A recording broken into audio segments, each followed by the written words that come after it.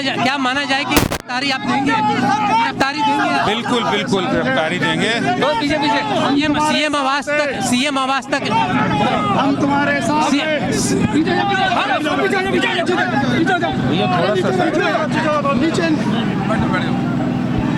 आप यहीं गिरफ्तारी देंगे? सीएम आवास तक जाने की अभी कोशिश है? बिल्कुल, हमारे सारे कार्यकर्ता विधानसभा तक जाने के लिए आए हैं, विधानसभा जाएंगे और अगर पुलिस प्रशासन नहीं जाने देगा तो जरूर जो पुलिस प्रशासन करेगा, गिरफ्तारी करेगा तो गिरफ्तार होंगे और नहीं। मैं दिल्ली प्रदेश से भारतीय जनता पार्टी का श्री आदेश गुप्ता जी हमारे साथ हैं। सर, आज यहाँ एक विशाल प्रदर्शन का आयोजन किया जा रहा है, क्या मांगे हैं सरकार से? देखिए, दिल्ली विधानसभा का सत्र शुरू हो रहा है। विधानसभा के अंदर भारतीय जनता पार्टी के विधायक वहाँ संघर्ष कर रहे हैं। दिल्ली के अंदर पानी गंदा आ रहा है, पानी मिल नहीं रहा, टैंकर माफिया भ्रष्टाचार कर रहा है। दिल्ली सरकार बहुत सारे डीटीसी बस घोटाला हो, शराब माफिया के साथ गठजोड़ हो, इन सारे भ्रष्टाचारों में लिप्त है। और ऐसे में दिल्ली में यमुना की सफाई हो, प्रदूषण हो, बहुत सारे मुद्दे हैं। और इन मुद्दों के साथ दिल्ली सरकार जो गूंगी, बहरी और निकम्मी सरकार है, जो तानाशाही रवैया भी अपना रही है आंगनवाड़ी और आशा वर्कर और गेस्ट टीचर के लिए, इन सारे मुद्दों को लेकर आज पार्टी के कार्यकर्ता दिल्ली की जनता की आवाज़ लेकर आए। और इसके साथ साथ नगर निगम को जो दबाया गया है, उस नगर निगम को दबाने का पाप जो दिल्ली सरकार ने किया है, उसके खिलाफ भी आवाज यहाँ पर उठाने के लिए। आम आदमी पार्टी का बहुत बड़ा एक आरोप है कि बीजेपी नगर निगम से भाग रही है।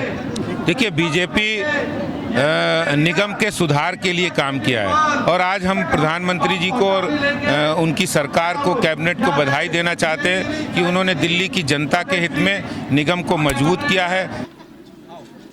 भारतीय जनता पार्टी दिल्ली प्रदेश का चंदिरा अखाड़े पर मुख्यमंत्री अरविंद केजरीवाल के खिलाफ आज विशाल प्रदर्शन किया गया। यहाँ पे आपको दिखाया गया किस तरह बैरियर को तोड़ते हुए कार्यकर्ता जो है मुख्यमंत्री निवास की तरफ कूच किए, लेकिन बीच में जो है प्रशासन उनको रोक दिया। हमारे साथ बात करने के लिए यहाँ पे है प्रदेश के महामंत्री दिनेश जी। दिनेश जी, देखा किस तरह आप लोगों ने बैरियर को तोड़ते हुए आगे बढ़ा और पुलिस ने गिरफ्तारी भी की, अगला क्या कदम होगा?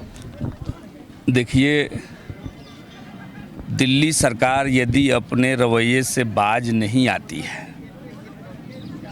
जो दिल्ली सरकार की मंसूबा है कि हम दिल्ली को शराब की नगरी बना करके रहेंगे, तो भारतीय जनता पार्टी के कार्यकर्ताओं ने भी ठाना है कि दिल्ली को हम शराब का नगरी किसी हालत में। 29 तारीख को हमारी प्रेस होगी और 30 तारीख को 14 स्थानों पर हमारे महिला मोर्चा के कार्यकर्ता, भारतीय जनता पार्टी के कार्यकर्ता धरना पर बैठेंगे और 14 दुकानों को सरकार से सील करने का आग्रह करेंगे और सरकार उसको सील करेगी। जब तक सील नहीं करेगी हम धरना पर बैठे रहेंगे। और आज 9,537 कार्यकर्ताओं ने गिरफ्तारी दिया। 144 की वजह से इनको यहाँ से आगे नहीं बढ़ने दिया, नहीं तो कार्यकर्ता अरविंद केजरीवाल के घर में चले जाते और बताते कि भैया तुम अपने बीवी बच्चा को तो सुरक्षित रखते हो और दिल्ली की जनता को तुम पर्व त्यौहार भी नहीं बकसते हो, विद्यालय मंदिर भी नहीं छोड़ते हो जहां शराब की ठेका। कभी कहते हैं कि दिल्ली में एमसीडी के चुनाव में से भारतीय जनता पार्टी के लोग भाग गए। अरे भैया, सोचना चाहिए, तुम एक राज्य जीत गए हो तो इतनी गर्मी है। जिस भारतीय जनता पार्टी के कार्यकर्ता 4 राज्य जीते हुए हैं, उत्तर प्रदेश एक ऐसा राज्य है जिसमें 4